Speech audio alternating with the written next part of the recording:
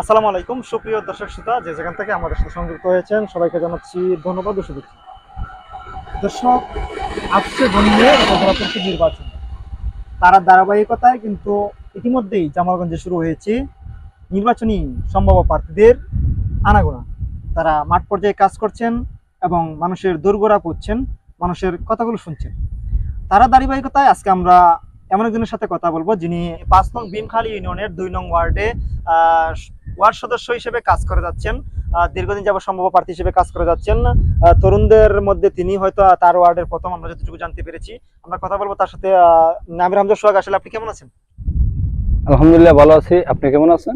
আলহামদুলিল্লাহ ভালো আছি। আপনার কাছে জানতে চাইবো যে আসলে তরুণদের মধ্যে আপনি আসছেন, আসলে এই যে আসার যে লক্ষ্য এবং উদ্দেশ্যটা কি আসলে আপনার? আসার লক্ষ্য উদ্দেশ্য হচ্ছে মানুষের সেবা করার জন্য। মানে আপনি বলতে চাচ্ছেন যে জনগণের সেবা করার জন্য আপনি আসছেন। আসলে আমরা দেখেছি যে আপনি বিগত কয়েকদিন যাবত এবং এর আগেও আপনি মাঠে ছিলেন এবং বর্তমানেও কিন্তু আমরা দেখেছি মাঠে আছেন। আসলে এই যে মাঠে যাচ্ছেন এবং প্রচার প্রচারণা করছেন, আসলে জনগণের আসলে আপনি কতটুকু ভালোবাসা পাচ্ছেন? ধন্যবাদ।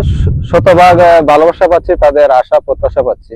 আসলে এই যে তরুণদের পক্ষ থেকে আপনি আসছেন, আসলে তরুণ যুবকরাই কিন্তু আগামী নেতৃত্ব দিবে। এই যে তরুণ হিসেবে আপনি মানে কতটুকু সাপোর্ট পাচ্ছেন? তরুণ হিসেবে শতভাগ আশাবাদ সাপোর্ট পাচ্ছি। তরুণে আমাকে অনেক মেসেঞ্জারে কলে আমাকে সাপোর্ট করতেছেন বিভিন্ন দেশে বিদেশে। মানে বিভিন্ন ভাবে আমাকে তরুণরা আপনাকে আরো বেশি সাপোর্ট হ্যাঁ করছে। সাপোর্ট। আচ্ছা, তরুণ হিসেবে তো আপনার তরুণরা সাপোর্ট করছে, আর বাকি যারা আজকে বয়স্ক বৃদ্ধ, তারা আসলে আপনাকে কিভাবে, মহিলারা এসে তারা কিভাবে আপনাকে সাপোর্ট করছে? আসলে মাঠ পর্যায়ে কাজ করতেছি, মহিলাদের শতভাগ সাপোর্ট পাচ্ছি, তাদের পরামর্শ তাদের শুনতেছি। তাদের সমস্যা যেমন বয়স্ক ভাতা, বিধবা ভাতা, সেগুলো তার কাছে তারা এগুলা শেয়ার বলছে যে বয়স্ক ভাতা, বিধবা ভাতা, যেটা টাকা 3,000 4,000 5,000 করে নিচ্ছে, সেদিক দিয়ে আমাকে একটি নজর দিয়েছেন যে আমরা চাই আপনার মাধ্যমে এই ধরনের দুর্নীতি আর হবে না। আচ্ছা, আমরা যতটুকু জানি যে 2 নং ওয়ার্ডটা সেটা হচ্ছে পাগনার হাওরের অন্তর্ভুক্ত। আপনি কিন্তু ওই এলাকার একজন বাসিন্দা। আসলে ওই যে পাগনার হাওরের যে যাতায়াত ব্যবস্থা, ধান আনার জন্য কৃষি ক্ষেত্রে আপনি আসলে কতটুকু অবদান রাখতে পারবেন বলে মনে করছেন? আমাদের হাওরের যে বিভিন্ন সমস্যা আপনারা জানেন, আমাদের হাওরের কালভার্ট নাই, রাস্তাঘাট নাই। আপনারা জানেন ইতিমধ্যে হাওরে আমি একটা রাস্তার কাজ করেছি এবং পরবর্তীতে সুযোগ যদি পাই তাহলে হাওরের রাস্তাঘাট করার কৃষির ক্ষেত্রে উন্নয়নের দিকে নজর দেব।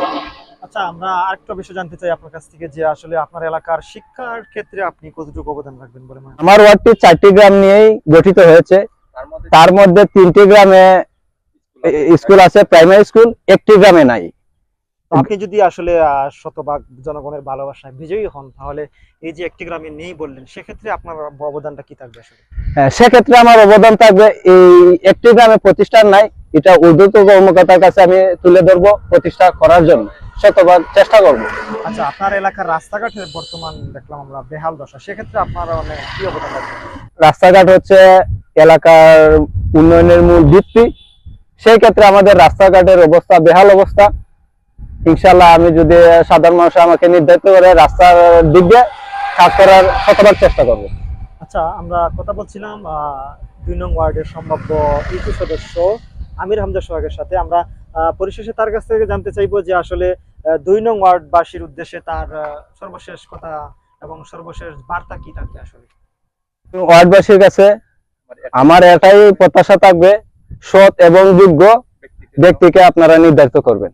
দর্শক, এতক্ষণ কথা বলছিলাম 5 নং ভীমখালী ইউনিয়নের 2 নং ওয়ার্ডের বাসিন্দা এবং সম্ভাব্য ইউপি সদস্য মোহাম্মদ আমির হামজা সোহাগের সাথে। এতক্ষণ সাথে থাকার জন্য ধন্যবাদ।